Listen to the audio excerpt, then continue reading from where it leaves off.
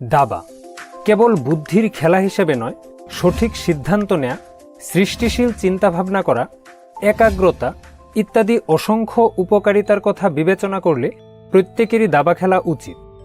আর এসব কারণেই খেলাটির জনপ্রিয়তা বিশ্বব্যাপী দিন দিন বেড়েই চলেছে।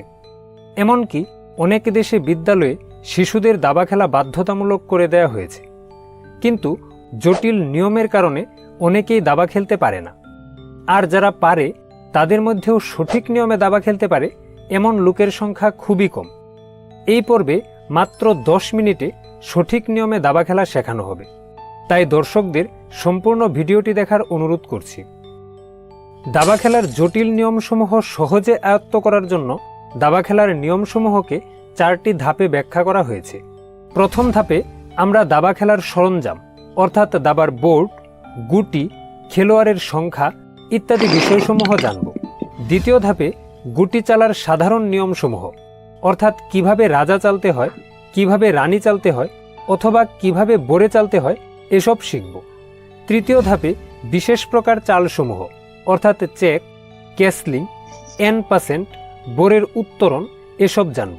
এবং চতুর্থ ধাপে দাবা খেলার ফলাফল অর্থাৎ কিভাবে জয় পরাজয় ও ড্র নির্ধারিত হয় তা জানব। সবশেষে নতুন খেলোয়াড়দের প্র্যাকটিস করার সুবিধার্থে কিছু ফ্রি সাইটের বর্ণনা দেওয়া হবে। তবে চলুন শুরু করা যাক। দাবা খেলার সরঞ্জাম।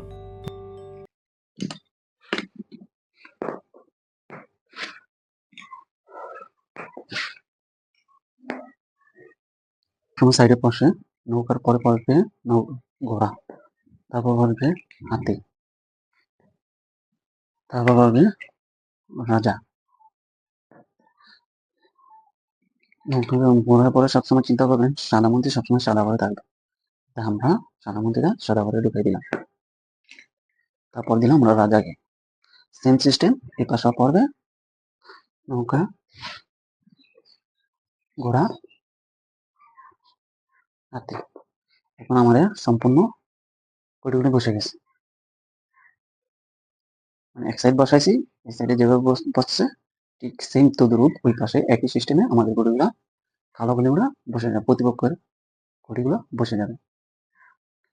এখন আমাদের কাজ হচ্ছে আজকে যেহেতু প্রথম দিন, তাই আপনাদেরকে শেখানোর জন্য আমি দাবার কিছু চাইল্ডগুলো আগে প্রত্যেকটি পাওয়ারের কাজ আপনাদেরকে আমি আগে শিখে নিচ্ছি। তারপর আপনাদেরকে স্টেপ বাই স্টেপ শেখাবো। আজকে কাজ শুধু আপনাদেরকে দাবা খেলা কোন কড়িটা কোন চান সেই চাইলটা আপনাদেরকে আমি শিখাই দিচ্ছি।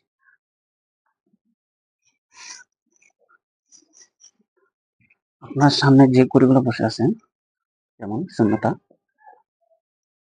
শূন্য কাজ সবসময় বরাবর যাওয়া, এক গজ যাবে, বরাবর এক গজ যাবে, যেতে যেতে যেতে যেতে ওই মাথায় যখন চলে যাবে তখন এটা দিয়া আপনি ওই মাথায় যখন চলে যাবে, ওই পাশে সর্বশেষ প্রান্তে যখন চলে যাবে, আপনি এই কটিটা দিয়ে এই জায়গায় যতগুলো পাওয়ার আছে ঘোড়া চালিয়ে ঘোড়া তুলতে পারবেন, নৌকা চালিয়ে নৌকা তুলতে পারবেন, ঘোড়া চালিয়ে ঘোড়া তুলতে পারবেন, হাতি চালিয়ে হাতি তুলতে পারবেন, মন্ত্রী চালিয়ে মন্ত্রী তুলতে পারবেন। সৈন্যের কাজ, সৈন্য দিয়ে আপনি কিভাবে খাবেন। সৈন্য সবসময় সামনে চলবে, একবার সামনে যাবে। প্রথম শুরুতে যদি আপনি প্রথম শুরুতে চাল দিতে পারেন, সৈন্য 2 বার চাল দিতে পারবেন। প্রথম শুরুতে যে চালটা দিবেন সে চালটার জন্য প্রথম শুরুতে 2 চাল দিতে পারবেন। তারপর থেকে প্রত্যেকটা করে 1 গজ চাল। সৈন্য সবসময় 1 গজ যাবেন। সৈন্য সবসময় 2 গজে যাবেন। সৈন্য চাললে 2 গজ আপনি চালতে পারবেন, 2 গজ। যেমন চলার ক্ষেত্রে বেশিরভাগই 1 ঘর চালবেন। শুরু চাললে 2 চাল দিতে পারবেন, তারপর 1 চাল করে প্রত্যেকটা করে 1 চাল।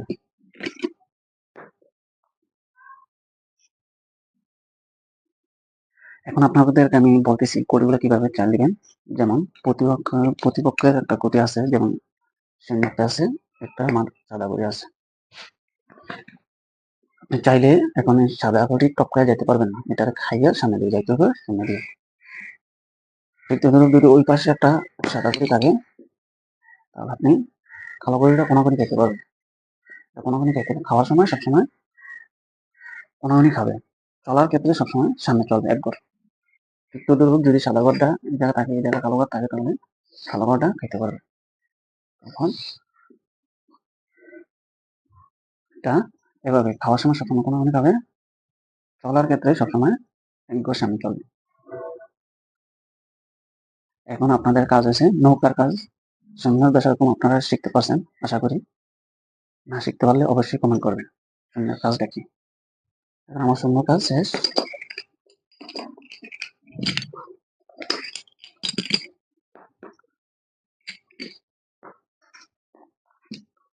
এখন আমার শূন্য কাজ শেষ।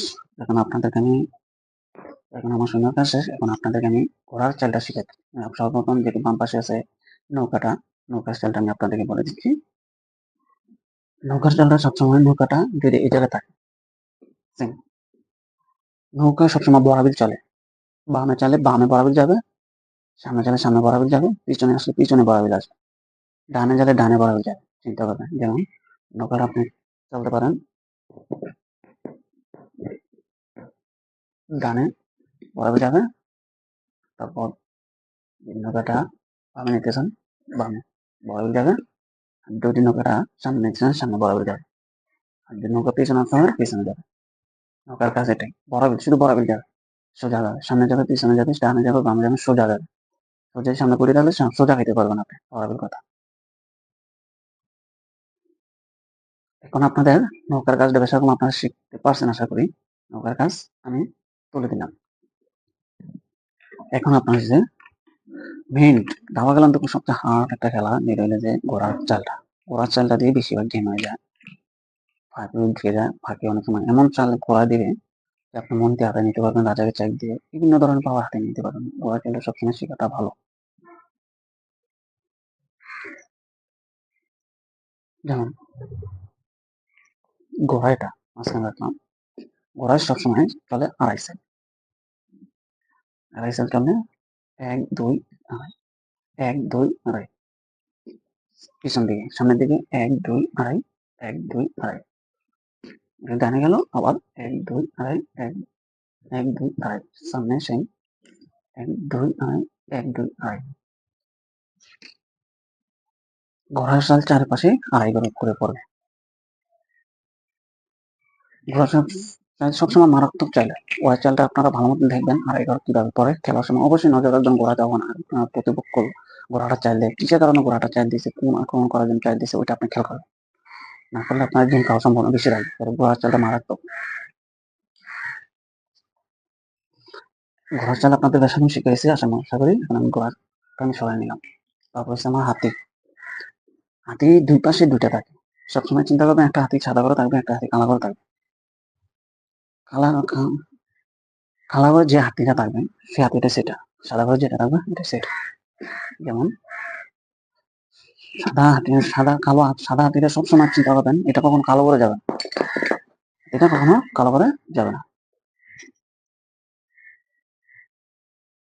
সাদা হাতি সবসময় সাদা করে থাকবে, সাদা করে কোনাকুনি চলবে। এটা কাজ হয়েছে শুধু কোনাকুনি, সাদা করে যেটা আছে যেমন কোনাকুনি একবার বরাবর ওই মাথা যেতে পারবে, তারপর এই জায়গা আসলে আবার ওই জায়গায় যেতে হবে। এভাবেই কোনাকুনি যাবে, হাতির কাজ এটা, সাদা হাতির কাজ। তারপর আপনি যদি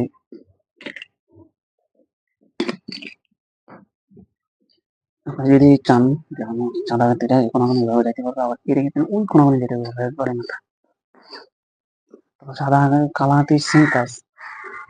সাদা হাতি যেভাবে দেখালাম আপনাদেরকে, সাদা ঘরে যাবে, কালো কালো হাতি ঠিক তদ্রুপ কালো ঘরে থাকবে, কোনাকুনি যাবে এভাবে, আবার এভাবে যাবে, যত কোনাকুনি আছে সব কালো ঘরে থাকবে।